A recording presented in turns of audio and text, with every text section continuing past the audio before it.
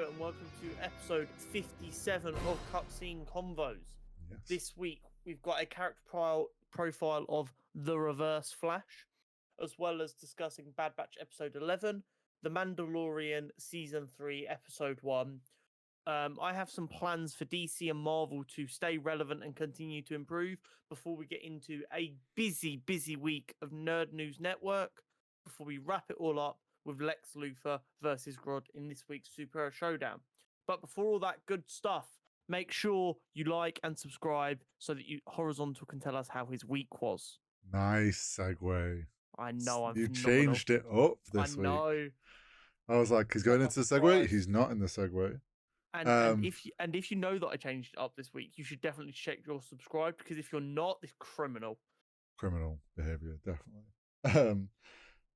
My week's been pretty well. I'm trying to think what's gone down since it. So pretty chill. I mean, I've been on Destiny 2 grind. Work's been quiet. You've been degenning. I have. Work's been quiet, and so Destiny Lightfall came out on Tuesday, but in preparation for that, they took servers down for 24 hours before.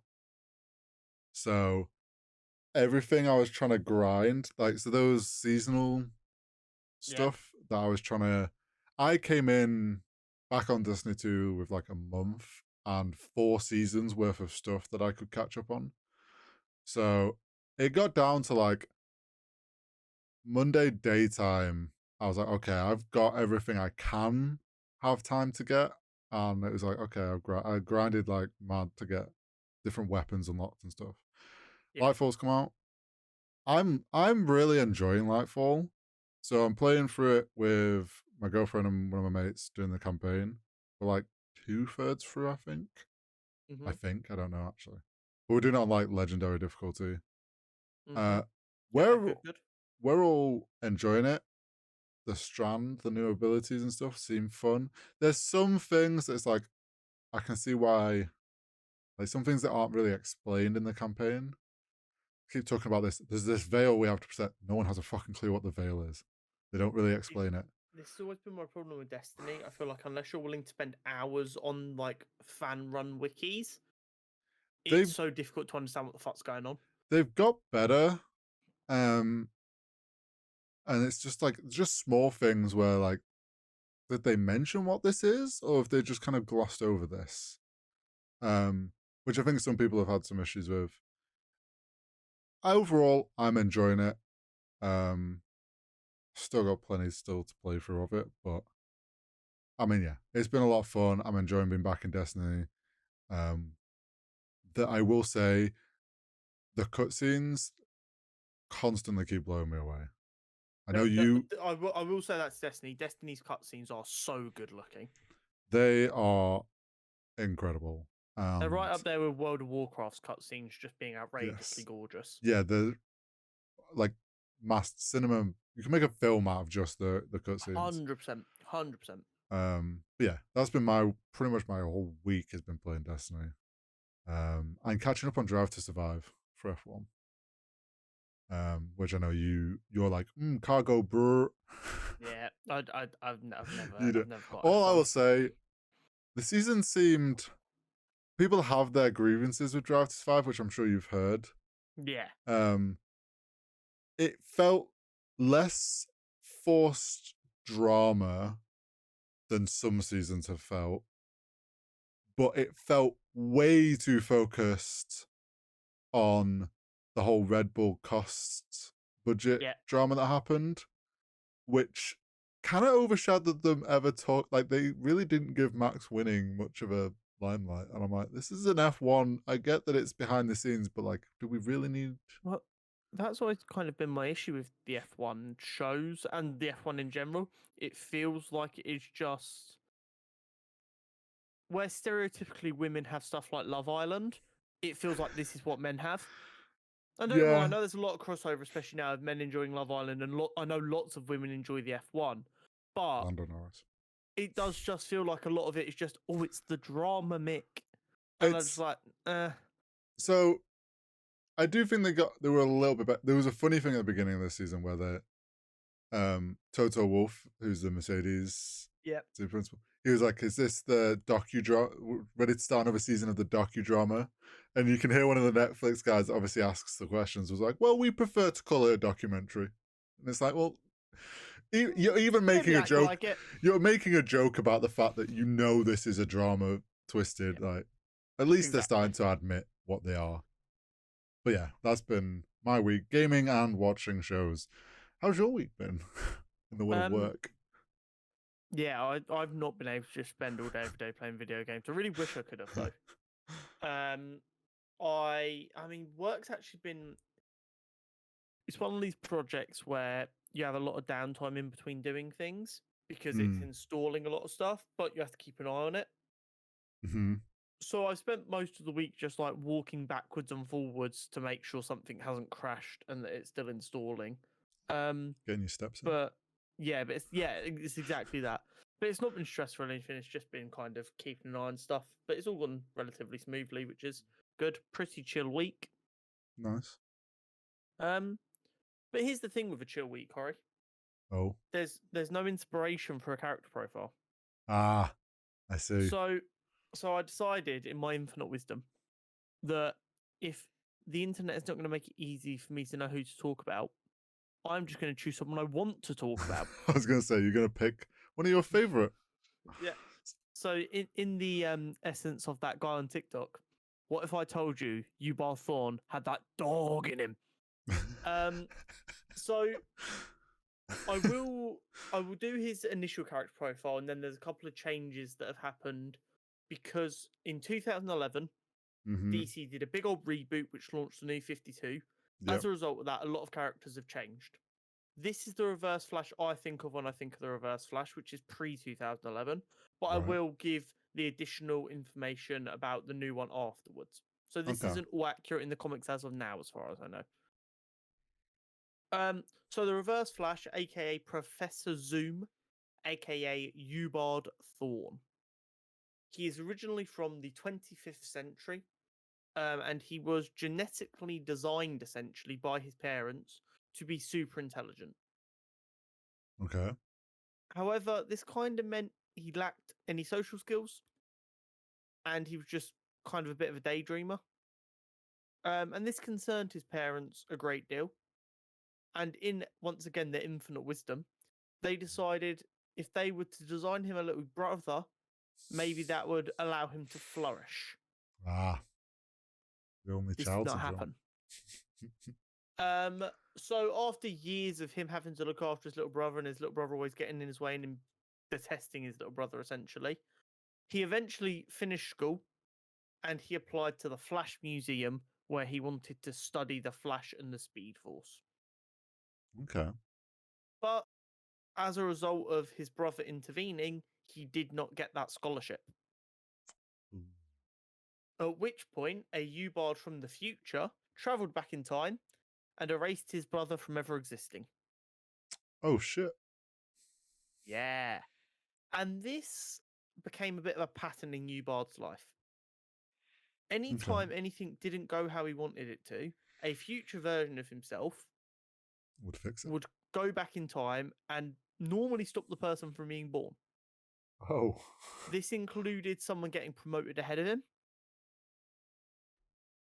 This also included him. He didn't go back in time to kill his own parents because then they wouldn't have been able to have him. Yeah. But he did kill them off after they'd had him and after he'd already graduated, so it didn't affect him too much because they were going to shut down the museum.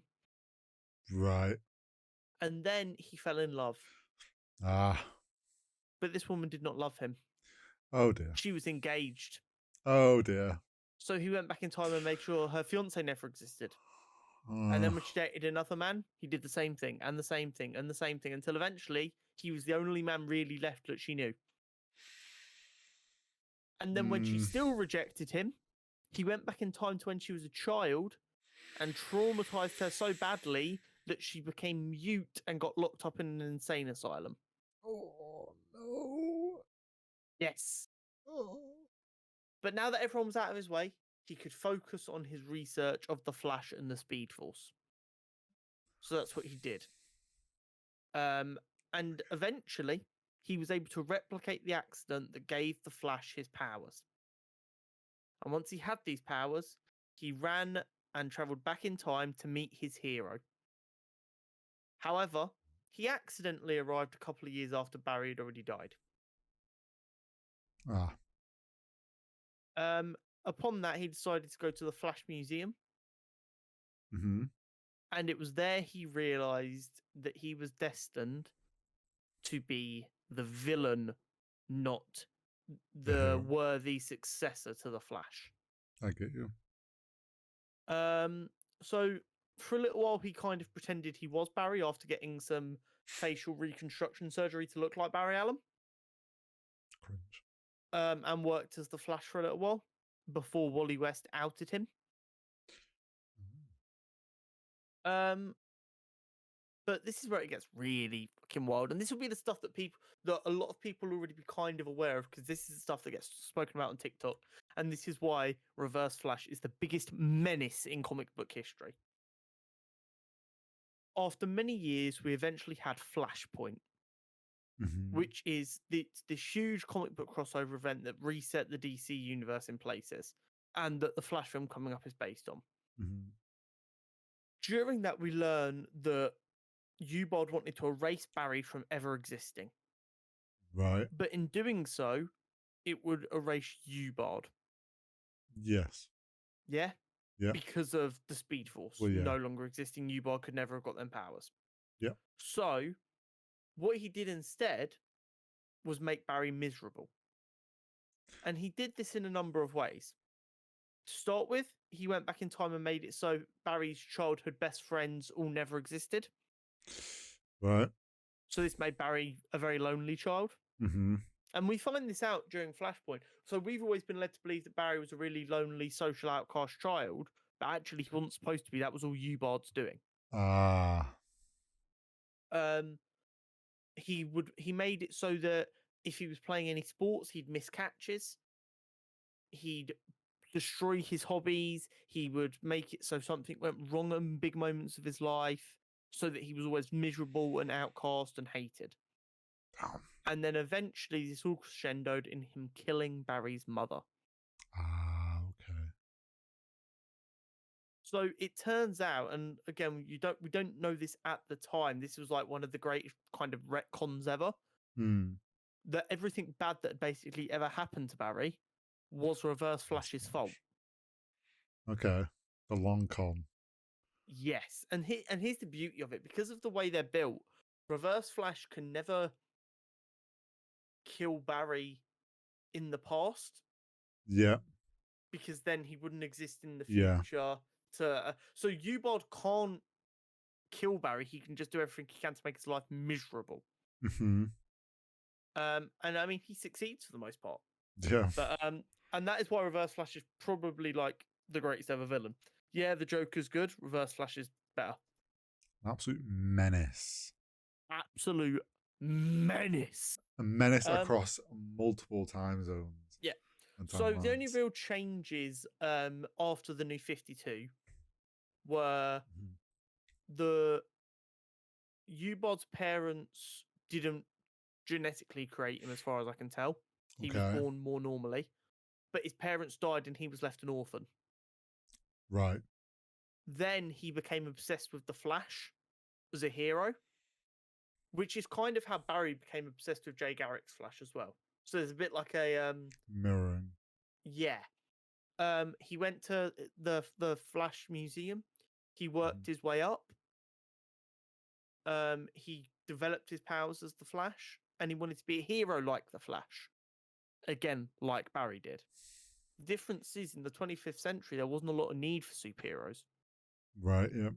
So then what we got, I can't remember what it's always called, but I think it's sometimes referred to as a savior complex. Right. Where he would essentially create these really dangerous and scary situations that put people in danger. I can save you. Just so he could save them. Right. So in this world, Barry accidentally ran into the future where he met U-Bod and they became friends. They worked alongside each other. But then eventually Barry discovered that U-Bod had been doing this and creating these problems himself so he could be a hero, at which point Barry put him in prison. Right. While he was in prison, Newbold became even more obsessed with earning his approval. And then when he eventually got out of prison and went back in time to show Barry that he'd improved as a person, he was ready to actually be a hero now. He saw Barry giving Wally the same speech Barry had given him, and he no longer felt special, so it turned him into a villain. Again, not a bad origin. No. And he's still batshit crazy and hates everything and everyone. And still an absolute menace. An absolute menace. So there we go. That is the Reverse Flash. Yeah, I didn't quite realize how much of a psycho he was. Oh yeah, no. Like, I want to be so as haters go, he's the goated hater. He is. No hater could ever top him. This is true. They say oh, the Joker's so obsessed with Batman. I'm sorry, no. The Reverse Flash is more obsessed with the Flash. Yeah. Oh, 100%. Do you know what one of the biggest compliments of the CW is? What's that? In one of the crossovers, I think it was the one where they go to a Nazi planet. So there's a crossover where they end up on essentially a Nazi version of Earth, where Supergirl and Oliver have grown up in a Nazi state and they're both Nazis. I think I missed that episode. Yeah. So Reverse Flash ends up on that Earth. Mm-hmm. And he isn't from that Earth, but still teams up with the Nazis just to fuck Barry over. That's some dedication. Like on this, everyone who's like a big fan of the comics kind of saw that and were like, that is the most on-brand thing ever. That is exactly what he do. Oh, you guys want to hurt him? Okay, cool. Guess I'm a Nazi now. And I shit you not. Obviously, the lightning bolt kind of looks a bit sus when you've got a second one right next to it. Yeah, true. Yeah. So yeah, there we go. Anyway, Bad Batch episode 11. Yes, Bad Batch episode. I'm oh gonna. My God. Great episode. Oh my God. I'm saying it now. We've mentioned many a time that the old boy Dave out here fixing plot holes. And I said it's only a matter of time before he starts working on fixing the Disney trilogy. Yeah. I'm sorry, he's started. He's putting in the groundwork. He's already putting in the groundwork to fix the issues with the Disney trilogy. The whole fucking Palpatine clones. Yeah, the whole situation. Palpatine's back somehow. That line is going to get fixed. Yeah, and Dave Filoni does not give a fuck about how people think. Dave's literally gone. Do you know what it is? Dave's gone, right, this needs to be fixed. And he's, in his head, he's worked like, in a perfect world, like how far back does this have to begin? And he's gone, okay. At the very beginning. It has to go way past, like, this needs to go back to between episode 3 and 4. And he's laying the groundwork. Question, I don't know if you picked up on this or if it was just me trying to put things together that aren't there. Go on. The prison place they were holding the Camino in. Yes. Kaminoan in. Is it just me? Or did that look like the place we went to in the Kenobi series? Ooh, it could be. You know, where they had all the Jedis in the Jedi Yeah. crystals? It really looked like that to me. I'd have to look at them together again and find out. But it could. That's what I thought. It could be. It would make sense to be a similar place. It seems to be like their super high security prison, which is clearly what that place in Kenobi was. I get the sense that there's more than one of those facilities. Quite possibly. Because they were obviously transferring it from one place to another. I think there's... So maybe it's similar facility, though. But maybe not the exact same one. Yeah. But yeah. To put some context for those people that are a bit lost, maybe, there was mention... This whole episode was about cloning. But there was a creature, but there was basically mention of the cloning program is continuing and being worked on for the Emperor Palpatine. Yeah. This is because we kind of got bits and pieces here and there.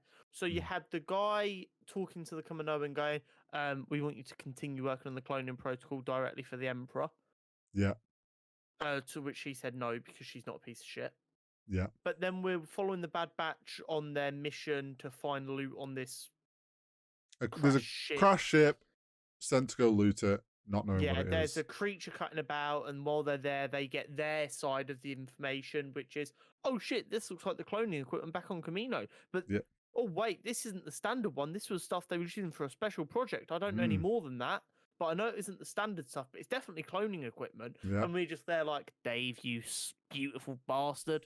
Yeah, it's just like, it's setting this precedent that he's fixing the issue of like, where the fuck did this whole thing come from in the Disney trilogy? Of you know what it is? Palpatine being back. Go on. You know how in the MCU everyone's like, no, you watch in release order. Do not watch in chronological order. Only watch in release order. Yes. Dave Filoni has gone, Star Wars can't be trusted. What we'll do is we'll let you guys release your films, and then I'll release stuff in the chronological order that will make it make sense. Yeah. So if someone in 10 years' time watches the Skywalker saga start to finish in chronological order, including TV shows, they're probably going to look at the Disney trilogy and go, "Oh, okay, cool." You know, no, there was foreshadowing. That makes sense. I guarantee this is Dave. This whole purpose, other than the fact that we know Dave just loves to fix these little things, it's so he can get to the end of it and he can sit down and enjoy the Disney ones, because it'll be like, this makes sense now. Like, okay. So yeah, there's like the mention of Omega's like, no, this is Camino tech. This is, but and she's the one that goes, this isn't any normal cloning tech though. This is stuff that I wasn't allowed to see, but I know that they were working on a secret project. Again, laying that foundation and those early points of like, there was a secondary secret project going on for the Emperor. And it's all about, there's this creature which they're trying to clone and maybe harvest it for parts of it because its armor doesn't take blaster fire. Clearly also looking at cloning and like hiding it potentially behind this idea of they're just trying to clone and get stuff off animals. That creature, super cool design. The fact that it starts small, it absorbs energy and grows fucking huge. It's like a Pokemon evolving. What a sentence.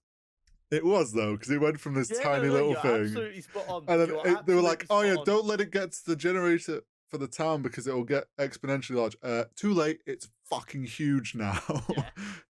I love. Go on. At the end of the day, this episode was just lots of fun with the action, with just little bits sprinkled in there for the rest of the series, but also what they're clearly trying to fix from later down the line. Yeah, it's setting some little things, like you say, to fix things down the line and already getting that in here because it kind of fits in.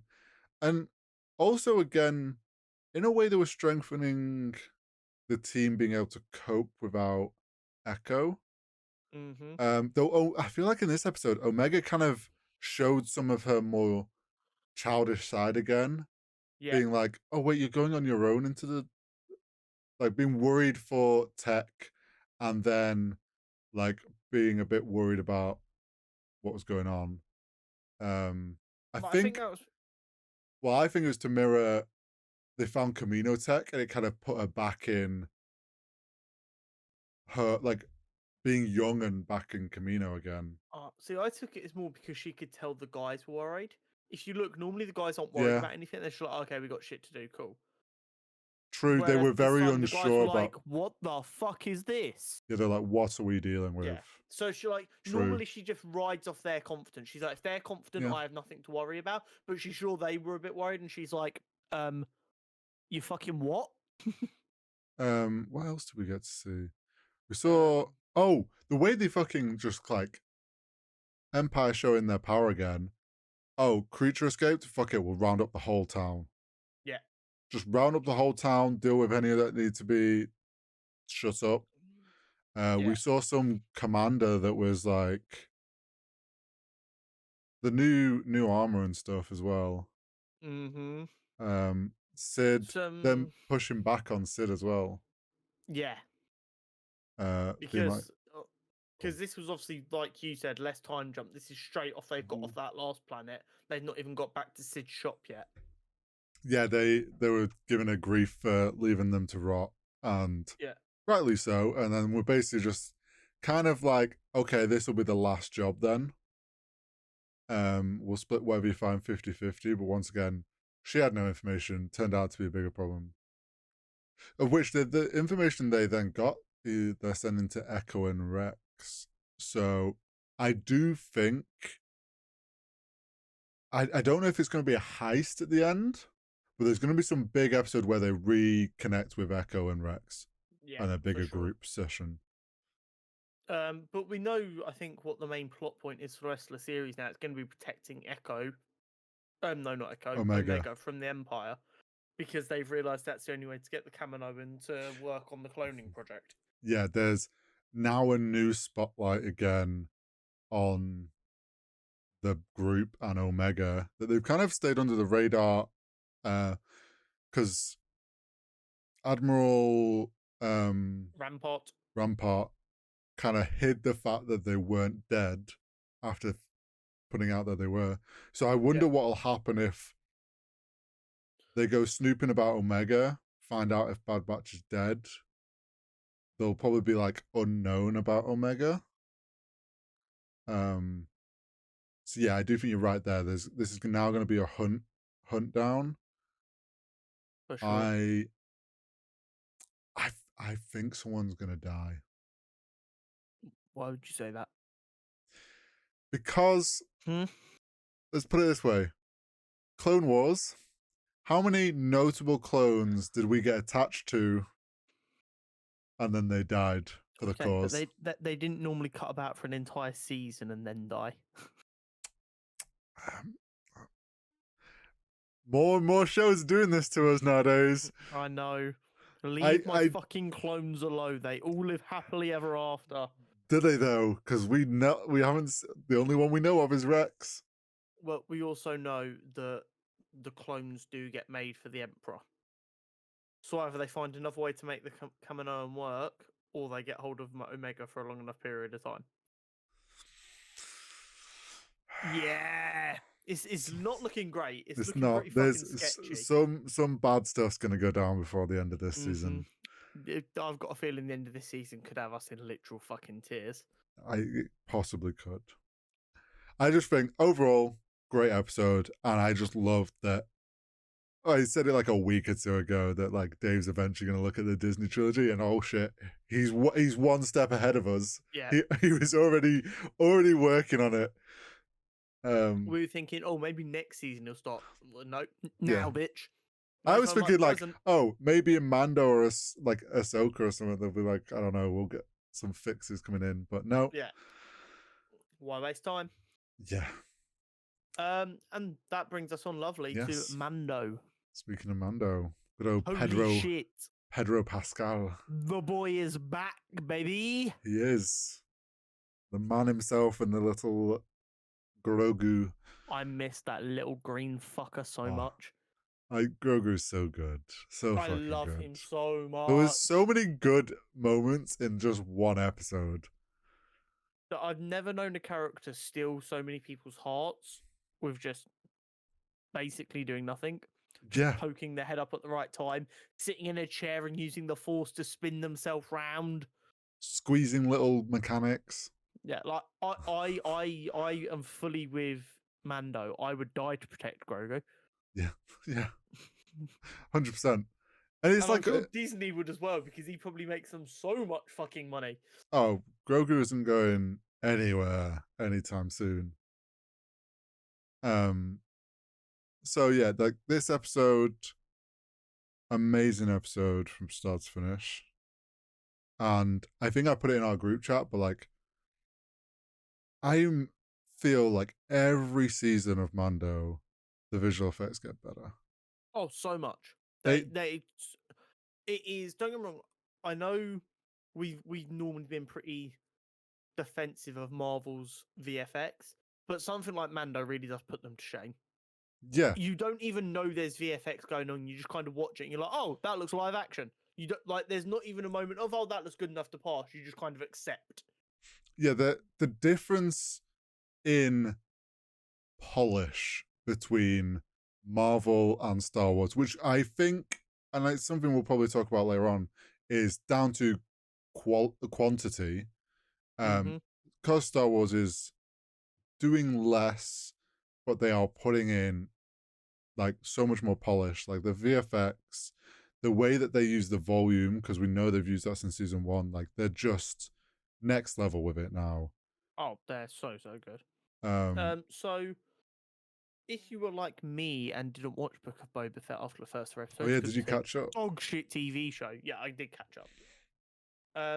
So you got to see all the little Luke moments. Yeah. So just a brief overview of that. Grogu was training with Luke. Mando melted down his Beskar spear to be turned into chainmail for Grogu. Yep. He got told he's not a Mandalorian anymore because he took his helmet off by the armorer.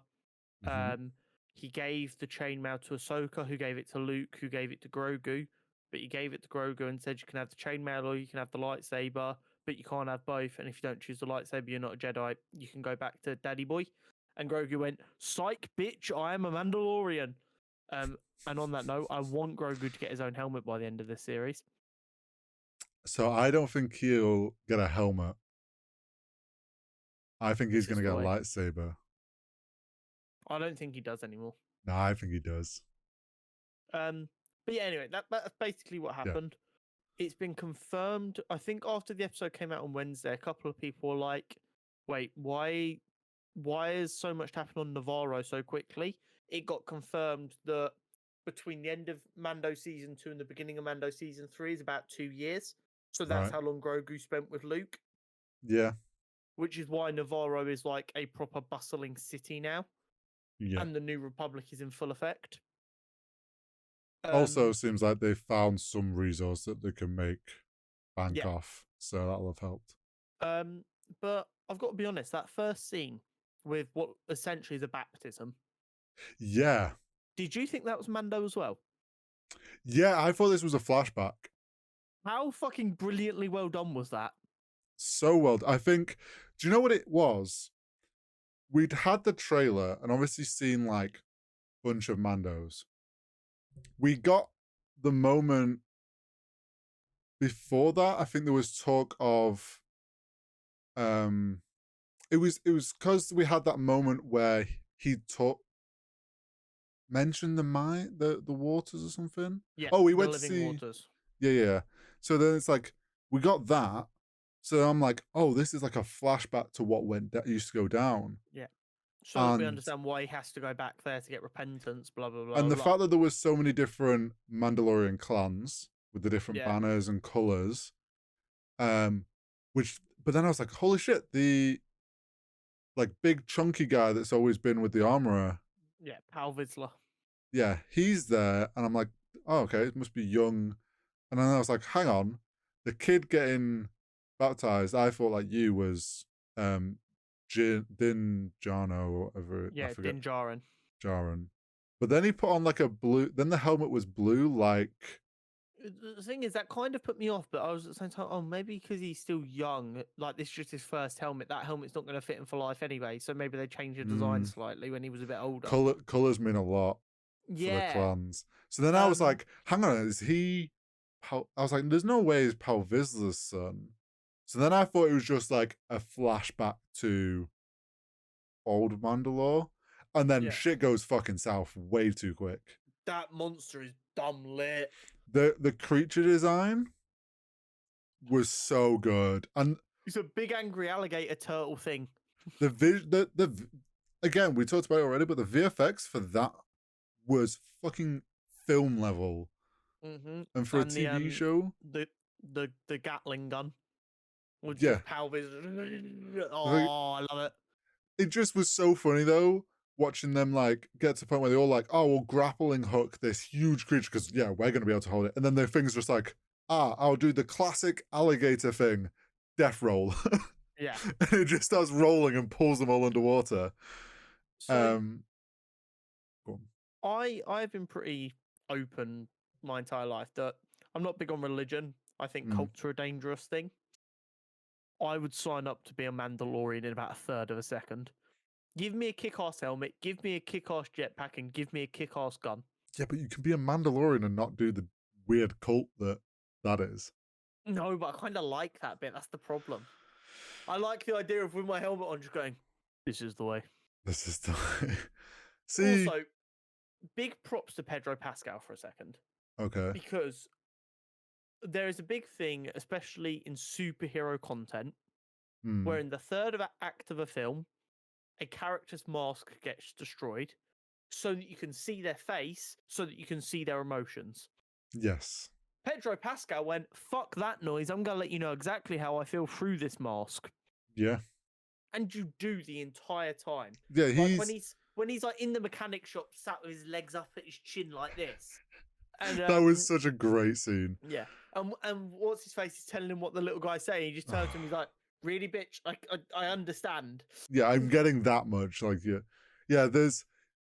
We've had that taste of like seeing him without the helmet on, so we know who's under there, but we also don't need to see him to understand or feel what his emotions.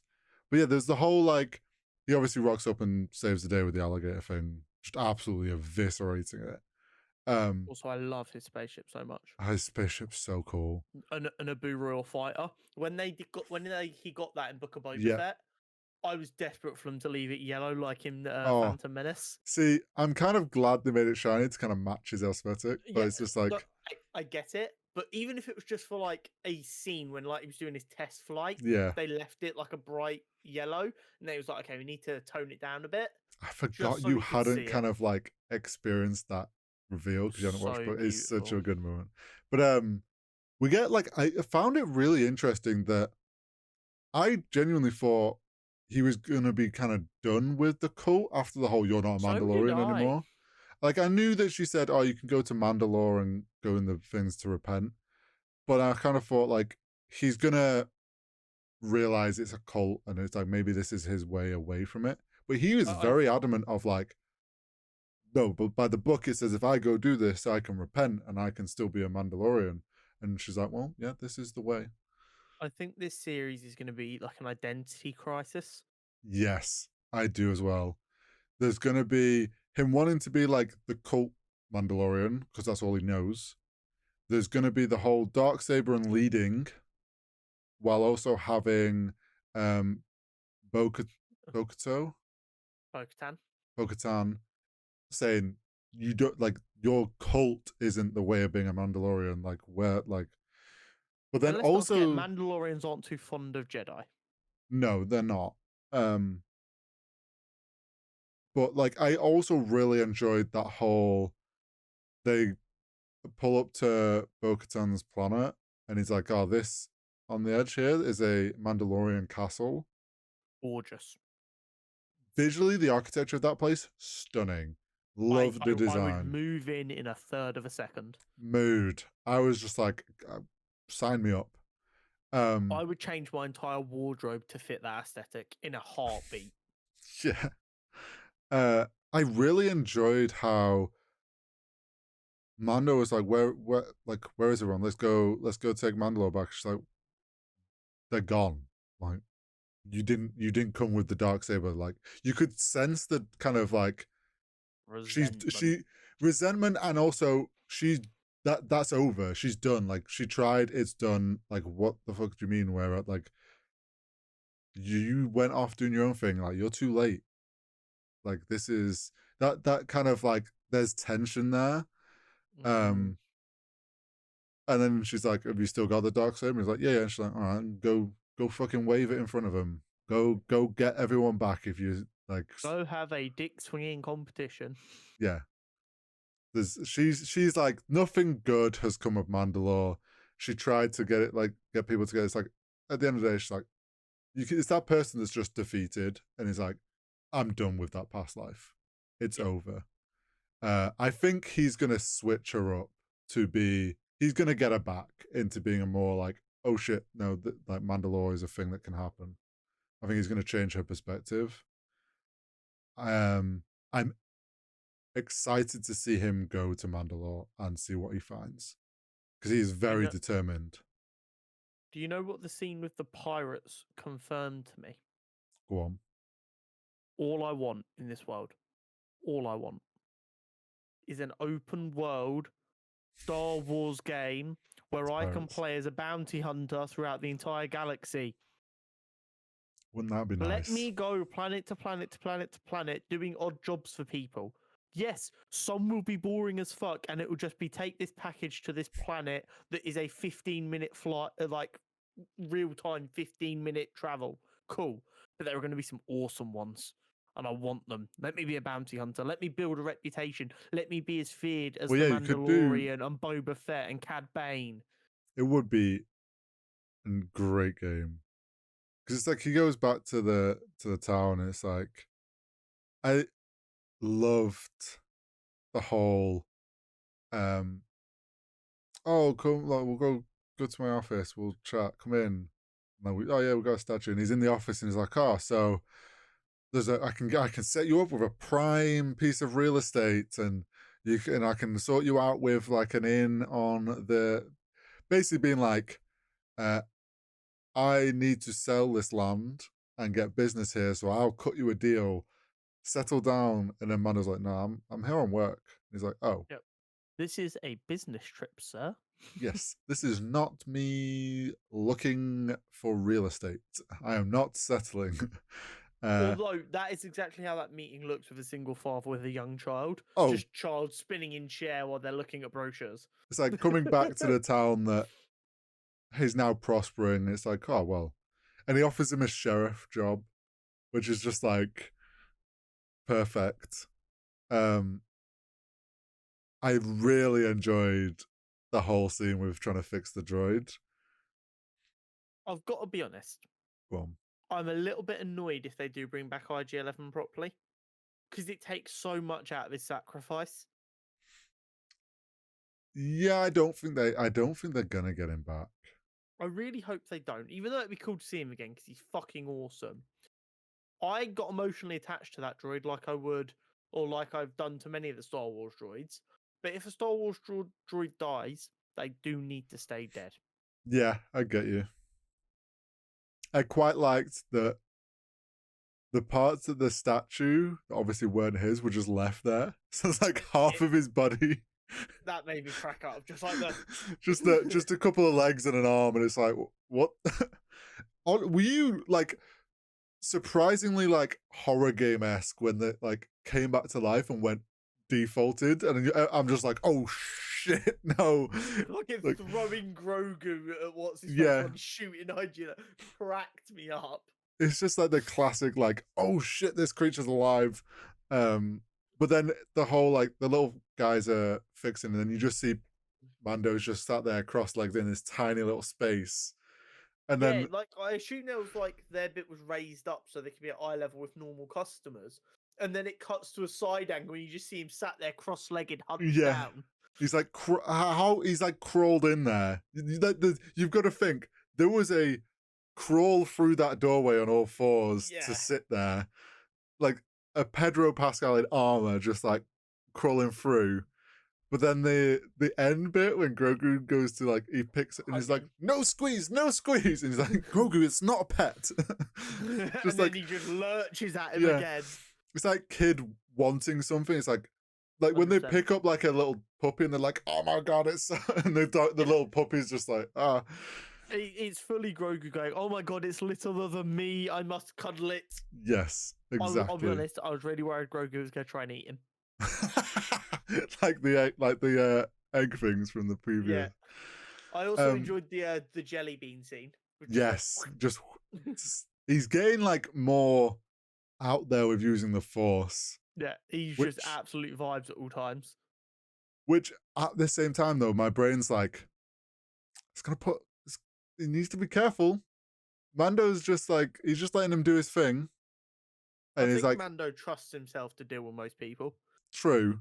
I just think like there's gonna come a point where they do that in the wrong place and someone's gonna be like, Jedi.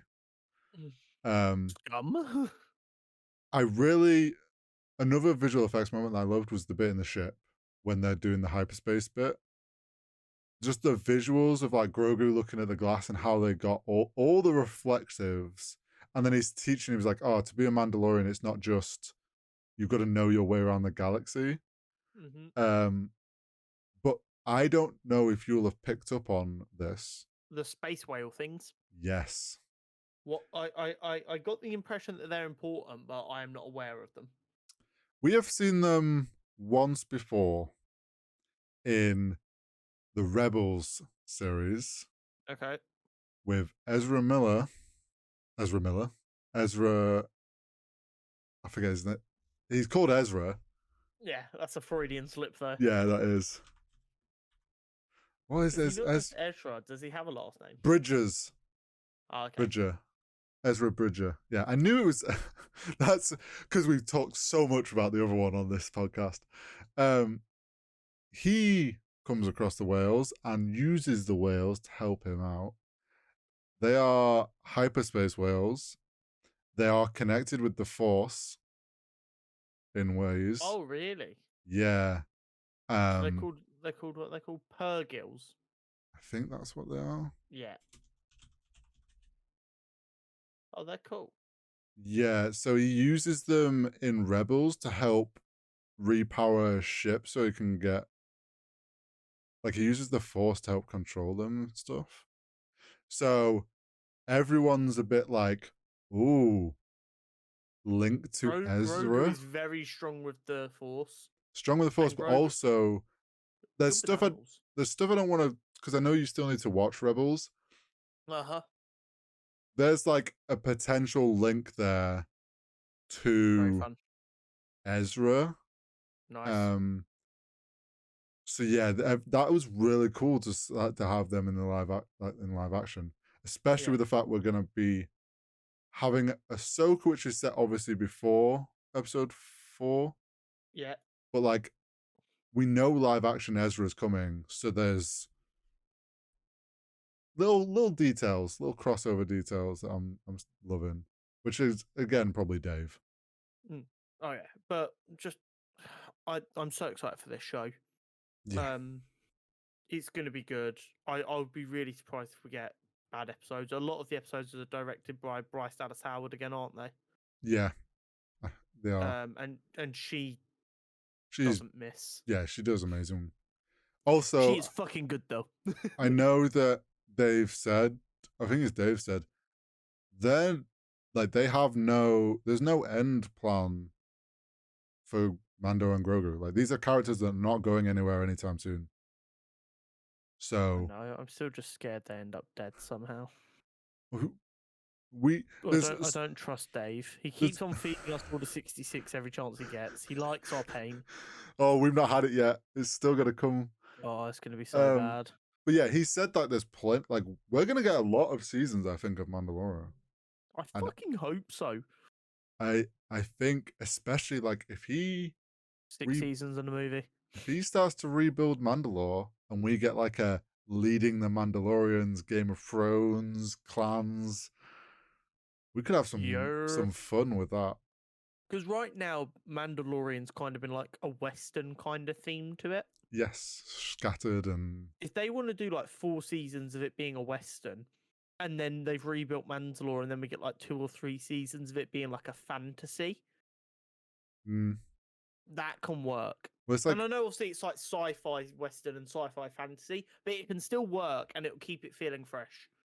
Oh yeah, because we can have some really cool like medieval feeling clan-esque sort of shit going on. Exactly. But yeah, great episode. Look, I can't wait for the rest of the season. Strong start.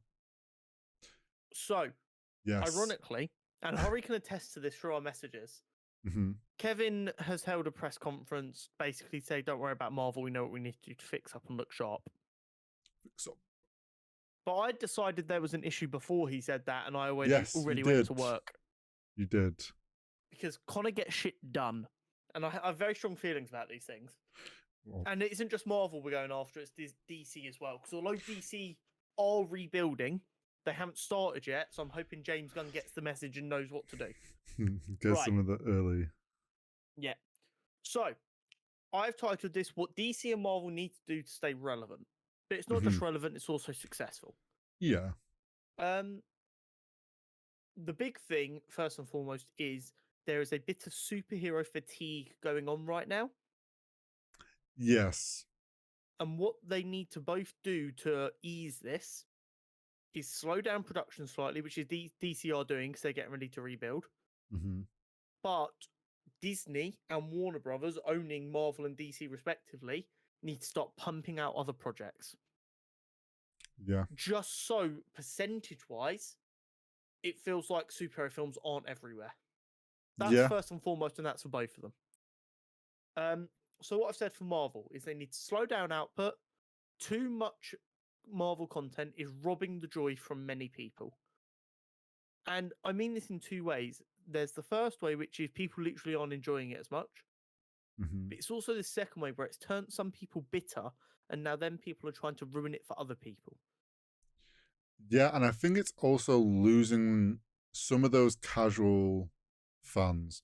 Because if you look at it in like the build up to Endgame, it was the films. It was all anyone was talking about. Well, yeah, it was more spread out, but it's like that slower spread out build up. Like people started to latch onto it, and people were talking about it, and it got more and more traction, and pulled in a lot of fans that weren't superhero or comic book fans into this world.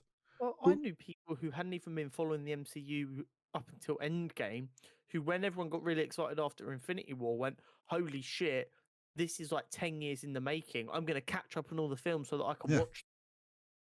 But I think what's happened, like you're saying, is Marvel has then catapulted off that and gone, right, we have finished that plan. We're building a new arc. We can do this from the get-go. Like, let's ramp up projects so we can have more. Everyone wants more Marvel. And it's like, they've now pushed away the casual fans, which we've talked about a few times with like, casual fans aren't going to sit down and watch every single show that comes out to know what needs to be known in the films, which is then causing them to not enjoy the films as much. And it feels like, oh, there's another 2 months later and there's another Marvel. I haven't caught up on the last one. Like, it gets to that point where if casual fans get too much behind, they'll just stop watching. Like, they're not going to put in the time to catch up because 100%. They're not seeing the talk for it. It's not pop culture. It's falling out of pop culture a little bit. Yeah, exactly that. Next one, and this is gonna sound hilarious. Yeah. Stop being cheap. They are using a lot of VFX, and it has been very clear for a long time now that these VFX artists are being underpaid and overworked. They're on constant what they're called, like, crunches to get stuff met, and it means it's not up to scratch in some cases, which is causing fans to it's giving fans another thing to shit on, as well as obviously terrible working conditions. What's happening as well is, like, I saw another thing on this, and it's how Ant-Man, regarding Ant-Man's VFX, and it was a studio saying that obviously works on many Marvel films. Black Panther, because of the title name of what it was number one priority for VFX studios. That got all the best VFX artists and all the best budget. Like, the budget got more weighted to that than any of the other films, which makes me give me the sense that, like, Marvel is not really raising their VFX budget enough to cover all the projects. So it's like they're bulk buying projects basically with studios, and it's like, yeah, they're buying 100,000 hours and just then budgeting the time rather than going, here, get this done and we'll pay you. Yeah, so it's like more effort is being put on certain films, which is why like Black Panther effects felt better than Ant-Man, even though some of the same studios worked. It's like, it's very much like what you're hearing is the VFX, and I've said it from a point of view which I think is what's caused this to happen, which is Marvel's set up contracts with these studios and has ramped up what they're wanting, but not paying more. And the studios have already agreed terms, and it's like they don't want to lose out on, because they know the problem is with Marvel. A studio says no, Marvel knows they can get a different studio. Like, any smaller studio is gonna chomp at the chance to work on a Marvel film. There are so many artists, and this is the same in all kinds of art, Well, yeah. which is part of the problem. There are so many artists who just want a chance. They will undercut themselves and the Yeah. competition To to get a the foot point in. where it's actually not sustainable just to get a foot in, and then it causes the entire market to go down instead of up. Yeah. And unfortunately, I think Marvel ramping up how many projects they're doing has kind of forced this to come about. 100%. Next, follow James Gunn's lead and find a Yes. way to convert film lovers into comic book lovers. And there's a big reason for this. Big reason. A, Mm-hmm. more money coming through the comics. Yeah. And more fans buying stuff can allow them to use some of that money on films, but also to output comics. But also, you can look at what fans are buying to influence. Okay, what character's getting more popular all of a sudden? Mm. They're doing a Rogan Gambit comic book series right now. If they manage to convert, say, I don't know, 5%, 2% of the film lovers into comic book lovers, yeah, and they can look at what they're buying and go, oh, they're all really enjoying that Rogan Gambit story. Well, they're pretty obscure characters. Should we do a film on that? It benefits them also in the sense of like, if you can convert the film viewers and the like not so much super casual fan, but like the people more like me who don't really buy the comics. Like, I go online and do my research on things, but I don't spend the time reading comics. Convert people like me that watch all the stuff into comics. They're then going to get more invested in what's going on in the films if they start to then they're reading comics and like, oh wait, that's from I know that person from the comics, or wait, this is happening in the films. Why don't I go see which comic this can pull from? And then it becomes like a cycle, which is what DC's doing with their slate or whatever. But exactly, and it's not like, oh, people who watch DC films are only comic book fans. It's not the case at all. Oh. And last but not least, embrace what started the MCU. Look back at what got people to fall in love originally and look at that. But do not fold to fans' nostalgia. And don't get me wrong, this is probably the most difficult thing because it is a balancing act. Mm-hmm. But you have to look at what made people fall in love with your product versus where you are now and move it a bit more this way without collapsing completely. Because let's be honest, as a general audience, fans are dumb as fuck and don't know what they want. Yes. They will complain that, oh, it doesn't feel as interlinked and it doesn't have as many characters in it. And then you get something like Spider-Man No Way Home and people go, oh my God, they just had cameos for cameo's sake. So then you go to like Doctor Strange where they feel like more weighted cameos, but they're shorter. Oh, they got John Krasinski for like 2 minutes. No one is ever going to be fully happy. No. But I do agree that they are drifting a bit too far away from what started the MCU and what made it phenomenal in a time where superhero interest is at a downturn. And if they don't pull it back slightly, they could lose people more long term. Yeah. I think they're in a weird... It was always going to be a struggle for them to transition off of Endgame and continue this. But I do think they went too much too quick. Like they tried to think they tried to go with the idea of like, oh, people are loving this so much they want more. Let's give them more. When in like quantity of films, when in reality we just needed this to keep going at kind of the pace it was at. Yeah, 2 films a year is more than enough. Just put. In fact, you could probably, if they're going to do a TV show, like if they go for a do TV 2 show films every in a year. show. No, but I'm saying if they do 2 TV shows a year or a TV show a year, they could probably do 3 films across 2 years. Yeah. And that's probably enough for people to go, you know what, there's always something. Yeah. It gives people more time to work on it. It allows the script to be more fleshed out. It means something like Blade script not being good enough, which, bearing in mind how much flack other projects have got for having a poor script, I would love to see how shit that Blade script was. Been a shredder now. It would probably fix a lot of these quality control issues. Yeah. I think it's an issue that you see in production, in manufacturing, where people scale up for a demand that they think they're going to sustain, and then they either scale up and but they don't scale up well enough, which is sort of what we're seeing with Marvel, is like they're lacking in VFX now because they've not scaled it properly. They're biting off more than they can chew with like trying to pump out these projects and scripts not being filled, like things having to be delayed. Like problems that probably wouldn't have occurred if films were more spread out. And then also demand's fallen off a little bit because of that. Yeah, 100%. So but on to DC and what they need to do. Yes, DC's issues. Priority number 1. Fix the HBO Max situation. Yeah. This doesn't... So, I mean, for James Gunn's DCU image, which I like, to actually work, the content needs to be available, ideally worldwide, but definitely more than just America. And right now, I believe HBO Max is only available in America and Canada. Probably.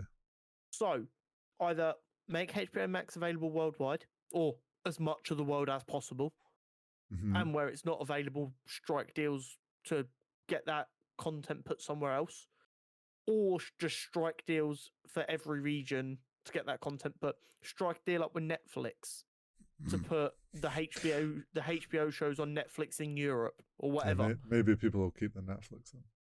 But do you know what I mean? You've got to find a way, because when you've put out your slate and a lot of it is already guaranteed to be TV shows, stuff like the Green Lantern show and the Booster Gold show, do not make me not watch it, because I'll not watch it out of fucking spite. People need to remember, like, yes, there are ways, like, if you get Sky, you can watch some HBO stuff, and like there's ways for like now to like there's ways to find the odd shows on different platforms, but they're all scattered. People like Disney Plus. What's easy. Well, yeah, it's convenient. It's always comes down to convenience. It's why Netflix blew up when it did, because everyone was like, "Oh, one streaming platform for all these new shows and stuff. Cool, yeah." Now and Netflix because there was only Netflix at the time, everything was on Netflix as well. Yeah. Netflix is now making it a pain in the ass. People are leaving it because it's no longer convenient. Disney, everything Disney related, Marvel, Star Wars, all in one place on Disney Plus. Convenience. If you want to mirror what Star Wars has done, where it's all connected across TV shows, film, games, comics, or whatever else they want to do, it needs to be accessible. Like HBO Max not being anywhere else is a huge issue. And I would like to think that James Gunn has gone with this plan of TV shows and whatnot and announced it all because he knows HBO Max is going to be coming to other countries, and he knows that like it's not going to be an issue.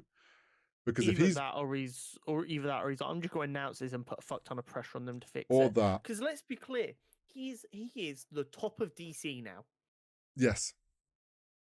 He's having meetings with the top of Warner Brothers. Well, yeah, he's got the financial guy that's with him and him. You know for a fact that he's going, right, this is what I want to do creative-wise. And then the financial guy's like, well, if we want to make the most money, we need HBO Max to... And they're both together going to be going like, look, Warner Brothers, you want to make money off the DC stuff? This is what the fans want. The fans are loving this. Where the fuck is HBO? Exactly. Like, why is it not in these countries? And don't get me wrong, if for some reason a company the size of Warner Bros. Discovery, whatever their conglomerate name is, can't afford to roll it out themselves, like I said, strike up deals. For fuck's sake, Disney would make a deal to have that content on their platform. I know HBO might not like the idea, but I'm sure they'd strike a deal. Oh, you can watch Batman followed by Iron Man on our fucking streaming service. Disney would take that deal on. Yeah. Get me wrong. Don't get me wrong. I know business isn't that simple. No. But you've got to find a way to make it work. I'm hopeful that there is some contract they have with Sky, which is why it's not and Now TV, which is why it's not launched in the UK yet, but that's coming to an end, and hopefully they're going to go, we're now launching in the UK. Yeah. But it's something that needs to be high up on their priority list. Otherwise, no matter what James Gunn puts out, half of it's going to be inaccessible for the rest. And yeah. Next up on my list, be different and outlandish. I want them to use Elseworlds to create these fun, cool concepts, and not just use it as a dumping ground for projects that have already come out that they've deemed not good enough for the DCU. If the Elseworlds banner just becomes this was shit and we want to get rid of it, I'm going to be very upset. I want Elseworlds to be like projects like Werewolf by Night, which are just these weird things that they don't need to be part of the DCU. Yeah. But they're cool concepts that we want to try out and have fun with. Stuff like Matt Reeves is a brilliant example. Yeah. Matt Reeves doing his style of Batman we know that's under Elseworlds, but that's what I want Elseworlds to be. I don't want it to be, oh well, we've already filmed Aquaman, so that should go under Elseworlds. I think what we're gonna have, I'm hopeful in what we're gonna have is all that like Zack Snyder's all his DC verse is going to be DCEU. That's what it's going to be under. It'll be remembered as this was DCEU. We have the new stuff is DCU, and that's going to be what it's going to be known as going forward. And then Matt Reeves and the Joker. Yeah. Joaquin Phoenix. Yeah. Those will be Elseworlds. And like you say, they need to make sure that they're not, if an idea is bad or if an idea doesn't fit into the DCU but it's good, sure, put it under Elseworlds. If it's something where like it doesn't fit and then it's like the script's not great, don't just make it and go, oh well, it can go under Elseworlds. Yeah, exactly. It needs to, like, I'm hoping that they use Matt Reeves' Batman as quite the like bar. Like this is the standard we want for Elseworlds. What they need to do is they need to, and don't get me wrong, it shouldn't be just like an open invite, but they should create a way for talented script writers and directors to pitch them Elseworlds ideas. Yeah. So, for instance, me and you, for instance, I know I've just said talented script writers, but suspend your disbelief for a minute. But we have a great idea for telling a really cool version of a Kryptonian story. Yeah. Set on Krypton. We know the DCU makes no sense for it because Krypton's already destroyed and there's no point in a flashback film. Yeah. But we want to try it. We want to do a really kind of, maybe not quirky, but different style of cinematography to really just have some fun with it. Let us pitch that idea to them. Yeah. Let us come in and go, this should be your Superman Elseworlds film. I think that should be, and just like every 2 or 3 years, we get just this phenomenal, off the wall, batshit crazy kind of, oh, what if comic book films were like this? And guess what? They can use that as market research. Yeah. I'd like to think, or I would hope that maybe like James Gunn, like the director that like Matt Reeves and stuff that know James Gunn, if they have an idea, like he has an open line of like he will hear an idea for, and they can come in and be like, I have this idea, it's DC character, they pitch it and he goes, well, it doesn't fit in the DCU, or that character's already been used in a different way. But sure. But we have 80 million left in the Elseworlds budget. If you can make it for that, it's yours. Or like the other thing is like, I would hope that maybe there's situations where James Gunn's like, oh, I really like this character, but actually doesn't really fit in. There's not like a good way to work this character into my DCU, but I would love to see a film made. Exactly. Maybe that goes in Elseworlds. I want them to, it needs to be of like the standard for what James Gunn wants for DCU, but it doesn't fit in DCU. Exactly. And hopefully that's what they do with it. And then, last but not least for DC, Mm-hmm. let Batman, Superman, Flash, Wonder Woman, and your other A-listers shine and be your superstars. Mm-hmm. But don't be afraid to try and turn your B, C, and D listers into household names like Marvel's done. Let's be fucking clear. Thor, Iron Man, The Guardians, Yeah. they were all be at very best towards D-list characters Mm-hmm. before the MCU started. Oh, yeah. The Avengers weren't even A-list. It wasn't the Justice League and the Avengers were seen as equals. It was the Justice League, and the best thing Marvel had to compare them to was probably the X-Men. Yeah. So, and don't get me wrong, James Gunn was a big part of that. He made the Guardians as famous as he. So I believe he can do it, but I want them to try and do it because Marvel had to do it out of necessity because they didn't have the rights to Spider-Man. Yeah. Or the X-Men to start with. Yeah. So they didn't have a choice.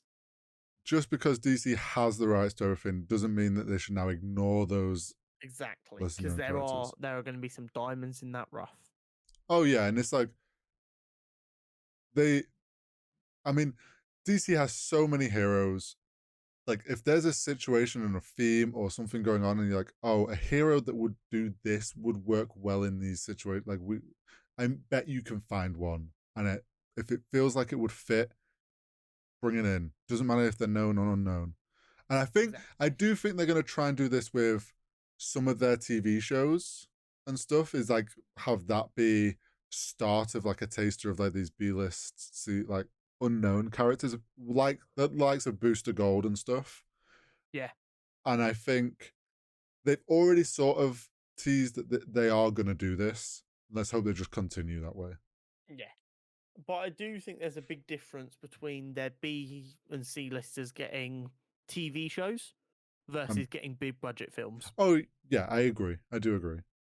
But yeah, that's it. And don't get me wrong, there is obviously more they can do. Marvel needs to sort out their quality control issue. Because while I will sit here and go, yes, I enjoyed the stuff, I would be crazy to say that there hasn't been a decline in overall quality. Yeah. And we can't be too harsh on DC because we don't know what James Gunn's version of DC looks like yet.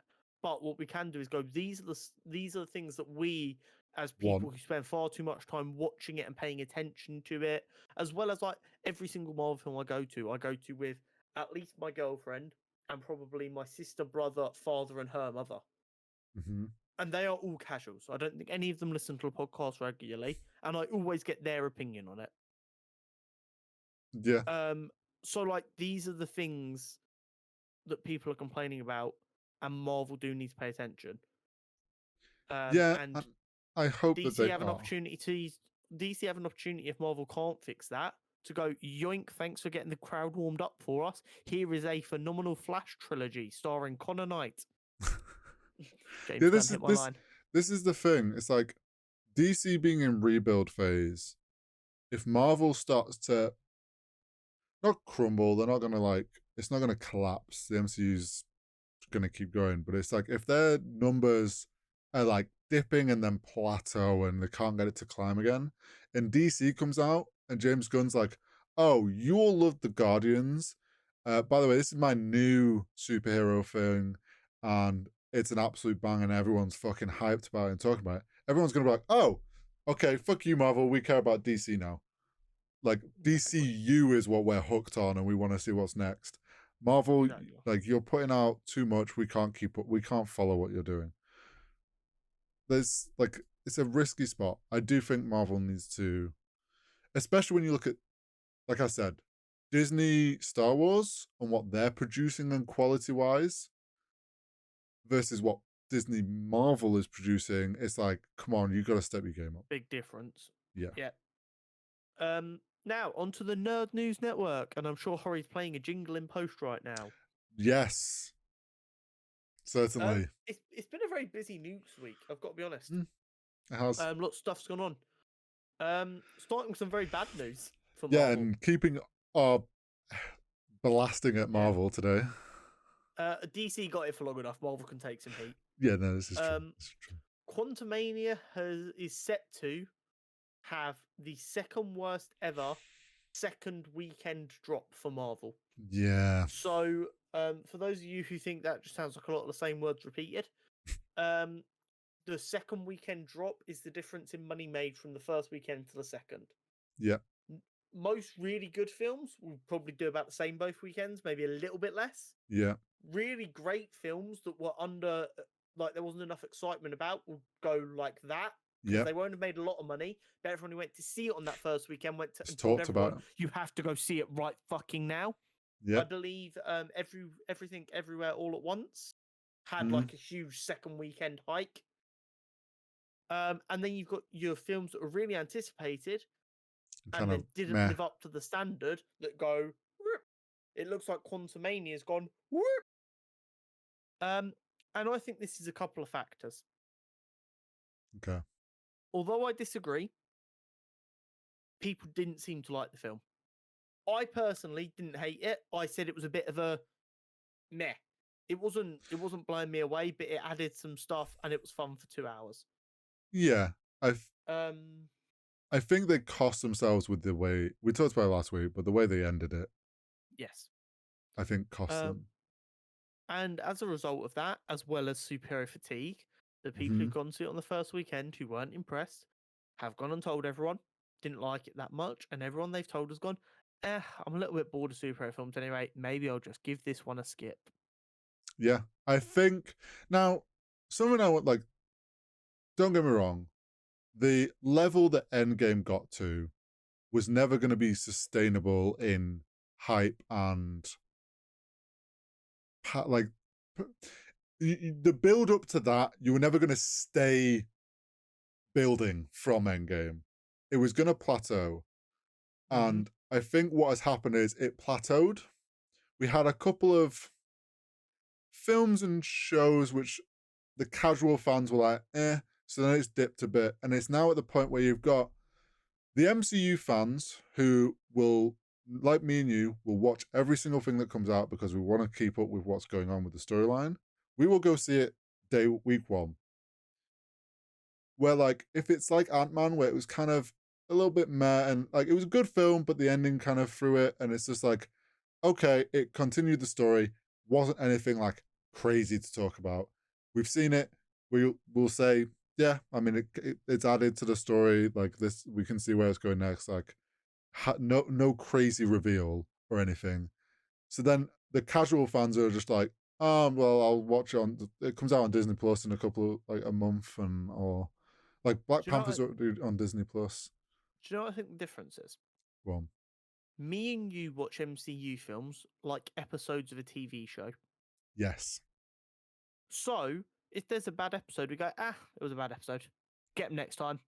yeah, Whereas general fans go out and look at it as a movie, and maybe that's why we're not as critical as we should be. possibly. Yeah, no, I think that's actually a good way of putting it. Because as far as we're concerned, we're in just like episode 35 of the MCU. Yeah, we're already like in our heads committed to all the way through to the Kang Dynasty and Secret Wars. So in our heads, everything is like we're paying attention to what's building to that. It's like if this is a filler, it's like a filler episode. It's like, okay, we got revealed some stuff, but it wasn't anything crazy happened.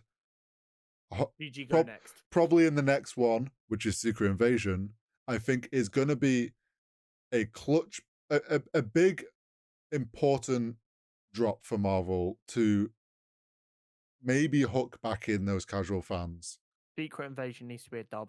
It needs to be all over TikTok with people going, "Oh my god, this shit's blowing my mind." Yes, we need to have the level of crazy reveals we're hoping for.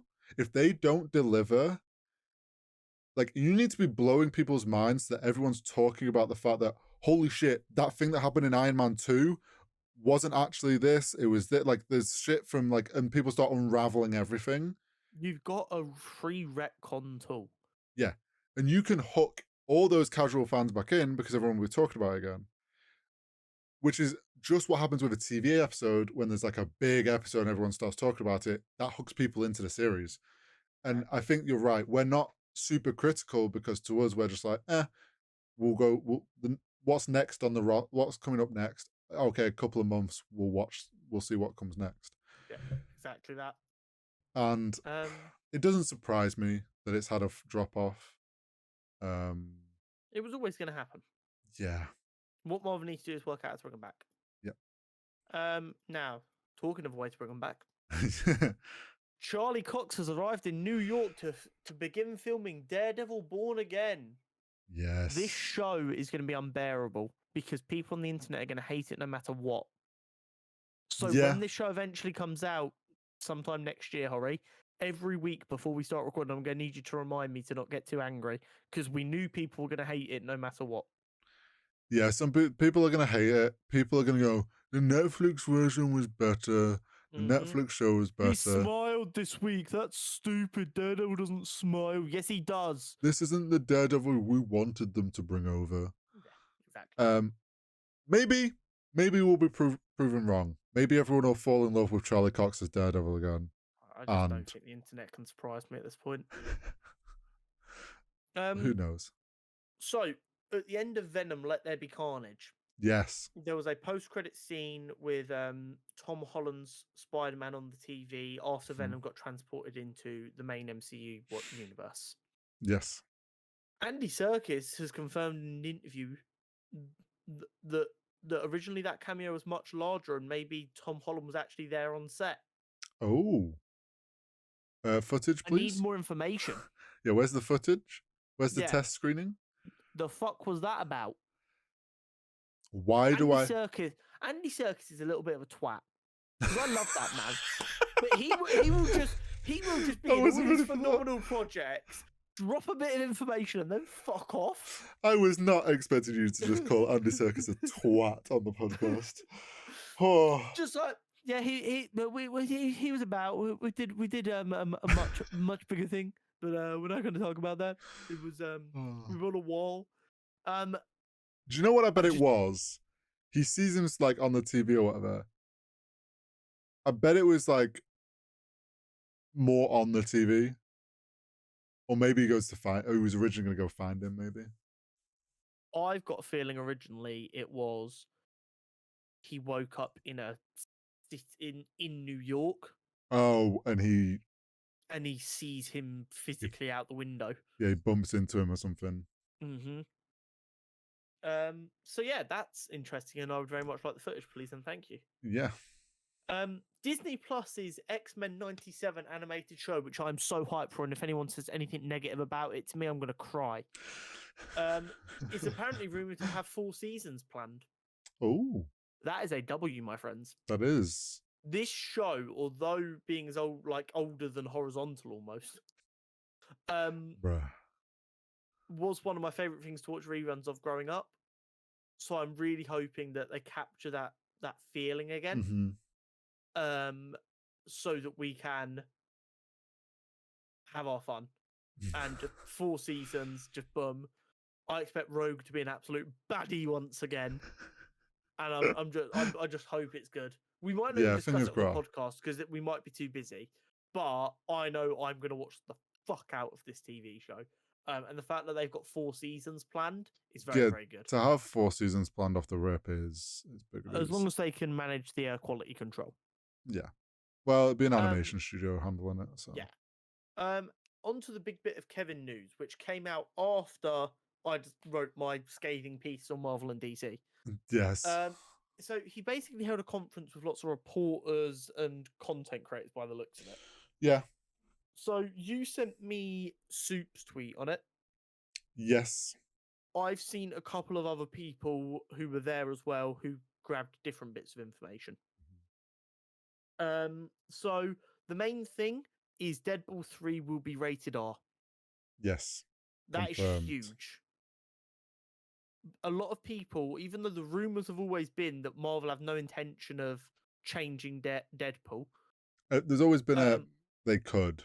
There's always been a concern, especially after Disney Plus added more mature content.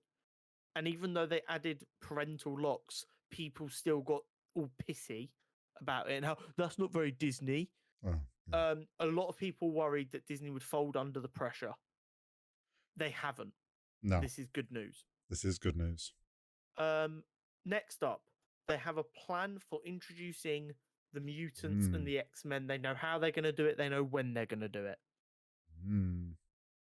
Execution is still obviously a concern, and it might not work as nicely as they hope it's going to, but it's good to know that they know what they want to do. I think Deadpool 3 will be a tease with Wolverine. Quite possibly. And then something after that they've got planned. Spider-Man 4 is in the works, and Tom Holland is officially back. This news kind of broke last week before this, but Kevin's confirmed it. Spider-Man 4 is in the works, and Tom's back. He ain't going anywhere. Let's ride. It's going to be good. Yeah. Spider-Man is one of these things that I'm never concerned about the quality control for, because it is just such a big property. They know if, as long as they don't completely fuck it, they're printing billions. Yeah, because you've got both Disney and Sony eyes on it. Like, both parties want to be making sure that it's making money. Exactly. He also confirmed that Fantastic Four is going to be huge in terms of MCU relevance. And apparently news is coming soon. I think that's going to be an actor or actress. It fucking better be some casting news. It really does. Like, we made casting predictions. Well, it was like, what was it? Comic-Con last summer. Yeah, and the rumor was that, the confirmed thing was production starts in February. So we were like, oh, something will come out before then, surely. Well, we're into March now, so Pickle still. They're keeping it very well under wraps for a change. Or they literally have nothing and it's panic stations as fuck. Nah, they'll have something. 2, their control, like they have a plan of how they want to reveal this. So and the thing that wasn't in Soup's tweets, what I've seen from other sources who were there, is apparently Kevin talked about how they're planning on slightly scaling back the amount of shows they are doing to ensure quality. They think taking a little bit of the strain off, releasing all the shows they still have, but just making them last a little bit longer, like with bigger gaps in between, to ensure that they can get thoroughly worked on, and so that to make sure quality is up to scratch. I can only assume that they know they're going to delay a couple of the Marvel films anyway. Yeah. And I think he just didn't want to announce that here, because let's be honest, this press conference is just full of positive stuff because of the reaction Ant-Man got. Yeah. So he should come out and go, okay, yeah, that one wasn't great, but guess what? Deadpool's definitely going to swear. Tom Holland's back as Spider-Man. Fantastic forecast coming soon. We're going to do less shows to make sure they are better. And they walked away with his hat on. Yeah. Yeah. And it's classic PR. They're just trying to shift the news away. They know that a week in, news is going to forget about Ant-Man and the Badger. They'll be focused on the next Marvel thing coming out. A press circuit lasts for 2 weeks. If Ant-Man would have done really well, this conference would have been next week. Yeah. Ant-Man did shit, bring it forward a week, cut that Ant-Man news circuit, get rid of it. And this is what Marvel are masters of, alongside Apple. And alongside Disney. Because, also, we haven't got it on here, but I know you've seen some of the TikToks of clips of Dave and Jon Favreau doing a press, because Mando's out. They've been doing press rounds at the premiere that happened this last week. They did a bunch of interviews and stuff. Some with they do the usual things with different YouTubers and content creators that get to interview them. Maybe one day it says, Mickey hit my line. Well, here's something. There was one that I saw where it was just Jon Favreau and some creator who must do a podcast of some sort about Star Wars, and he was in their writing room or ideation, their office of the ones that come up with what the fuck they're doing for Star Wars. Watch that podcast.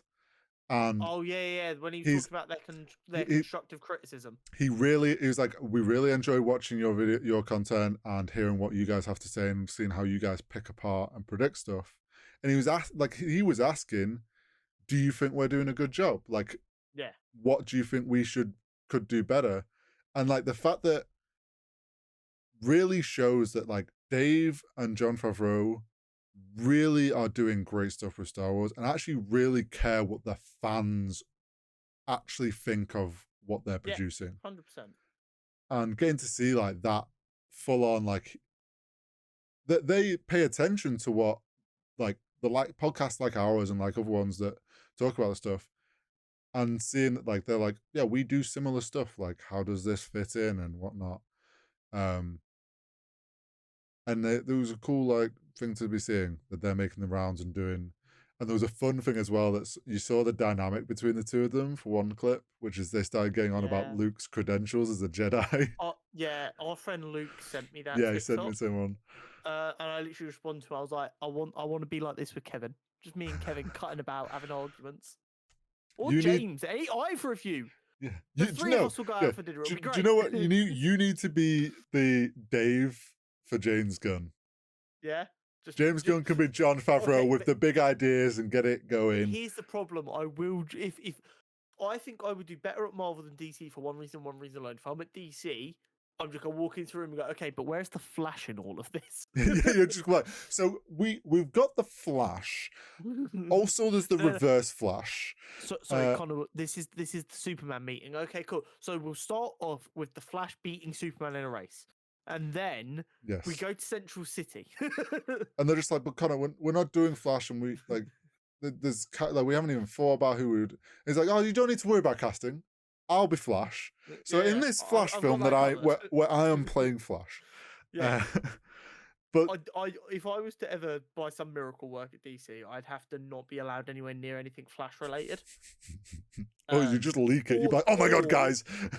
Well, that is my only responsibility, yes. And I'm allowed to just fully obsess over it. But I thought it gave me a thought of like, I wonder if Jon Favreau watches our podcast, if he's ever come across it. You never know. Well, I've just live tweeted him from the cutscene account, inviting him on if he ever fancies it. Oh so shit! Okay. Shoot your shot, people. Yeah. And then the only other small bit of news in the world, like we've covered the D&D film that is coming out, and we've talked about Vox Machina. For those I'm already missing it. Same. Honestly, I want more. But for those that loved Vox Machina and watch Vox Machina, obviously know who Matt Mercer is, the mind behind it all. You might also, if you're in the world of D&D, know Brennan Mulligan, who does D20, Dimension 20, and their D&D show. He is an excellent DM. He went and DM'd a show for Critical Role. Well, now we've got Matt Mercer is announced to do a D20 show, and the world of D&D is very excited for this crossover. Yeah, I'm having watched a fair bit of Vox Machina and the TikTok algorithm being what it is. I kind of fell a bit into that live action D&D RP side of TikTok. They were losing their loving shit at the announcement. Everyone they were all so excited. I was getting like secondhand excitement. Everyone is now, because you've got great players on both sides that are like regulars at the table that play across these different campaigns. Everyone's trying to come up with what is going to be the perfect table of players for Matt to DM.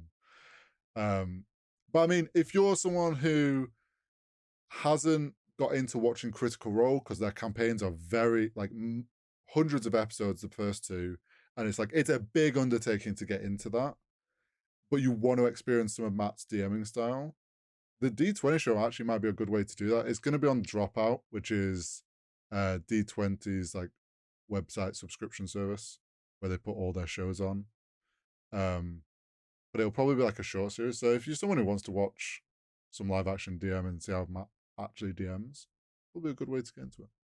Yeah. I'm very excited for it. And this brings us on to our superhero showdown. Yes. Lex Luthor versus Grodd in the second semi-final of the DC villains. Yes. Grodd is supposed to have an advantage. Yes. Have I taken the time to come up with one?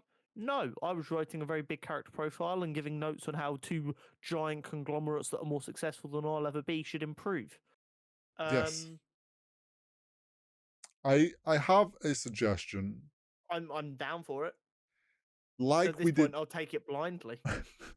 Like we did last time with Lex, Okay. maybe we give him one of his like more baseline suits. Okay. Because I don't know what else you could do to Grodd to kind of. He's just a The only other gorilla. the only other buff I can think of Grodd getting is there's been times I believe he's had access to the Speed Force, but he is super strong, super intelligent monkey. I think making him super fast as well is probably just a death sentence for Lex. Yeah. Yeah. So I do think a slightly more basic bitch suit is probably the way to go. Yeah, I think a basically suit and maybe Lex hasn't had to or doesn't really know much of Grodd other than Big Gorilla. I'm sorry, I wasn't familiar with your game.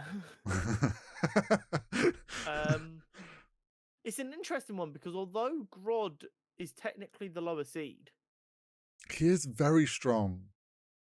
I've got like Lex was the 2 seed, Grodd was the 3 seed. Yeah, so they're close. I really don't know. So here's the problem. Lex does go toe to toe with Superman. But Yes. you've got to remember, Superman he's not going to hurt people. Lex has all this money and all this resource to pour into his suits and having kryptonite so that Superman can't really do too much. And he also does a very good job of not breaking the law directly so that Superman can't really send him to prison. And Yeah. Superman isn't a vigilante who's going to just beat the shit out of him. Yeah, like you've got to like with the Superman thing, the big thing there is like kryptonite. Like Superman has a very strong weakness that Lex can abuse in a way. Yeah. I don't think Grodd really has anything the same. Yeah. Grodd is just as smart as Lex. Yeah. And he's a fucking gorilla. And I don't know if anyone in the viewing is unaware.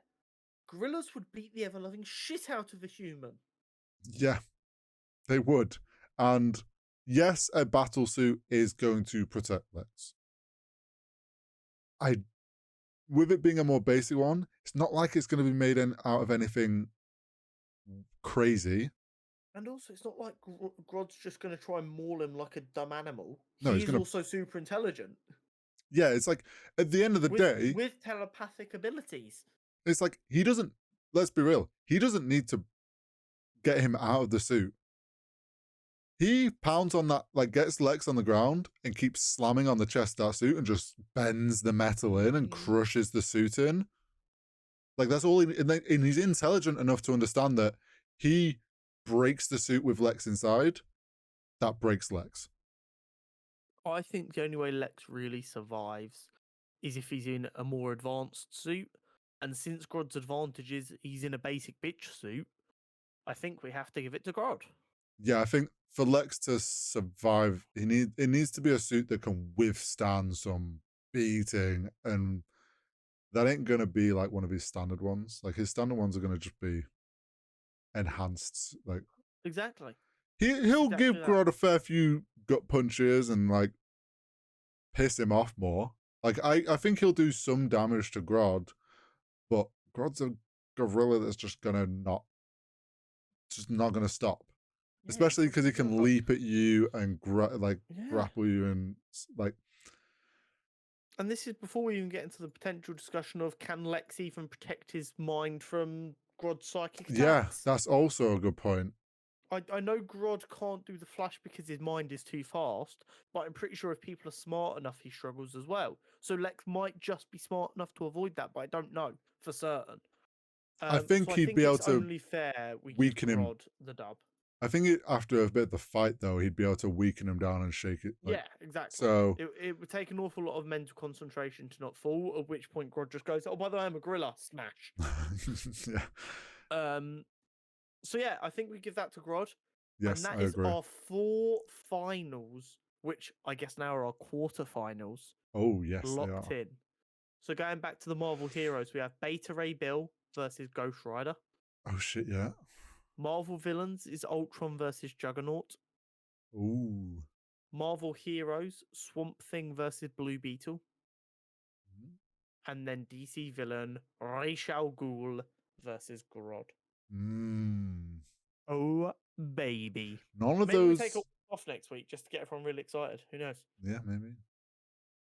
Do an Maybe. exhibition match instead. Conor versus Horizontal. I would slam your decrepit old body so hard into the ground that you would literally crumble to dust. Yeah, good joke.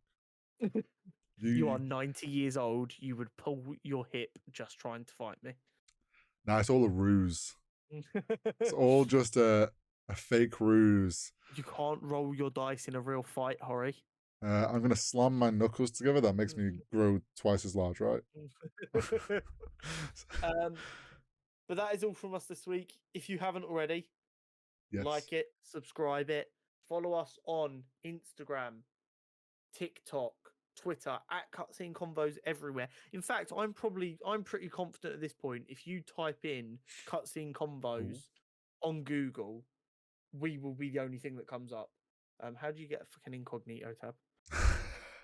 I don't know. Yeah, I can't find incognito tab, and if I do it on my just regular Google, obviously it will show up because Hang I've on. searched stuff before. I think I've. Let's go. Cutscene. Convo. I mean, it's still gonna try and. Oh, YouTube at the top, followed by YouTube. The Flash trailer is finally here. Then there's Really? Apple Pod. Yeah, that's the first YouTube video it suggests. And then there's the Apple Podcast. Twitter. Podbay Podcast. We're all there. Buzzsprout. Link trees. It's literally just us.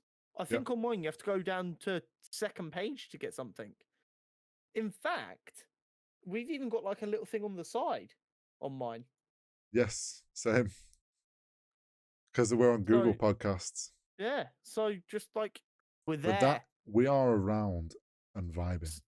Yeah, so go do all the liking and subscribing and the commenting. What's up, and the Jon things. Favreau? Yeah, what is good, Jon Favreau? In fact, if I type in Jon Favreau Cutscene Combos, what do we get? Probably the tweet you just sent. Probably episode 70. Get it? Because it's not happened yet. Yeah, I know what you mean. I like it.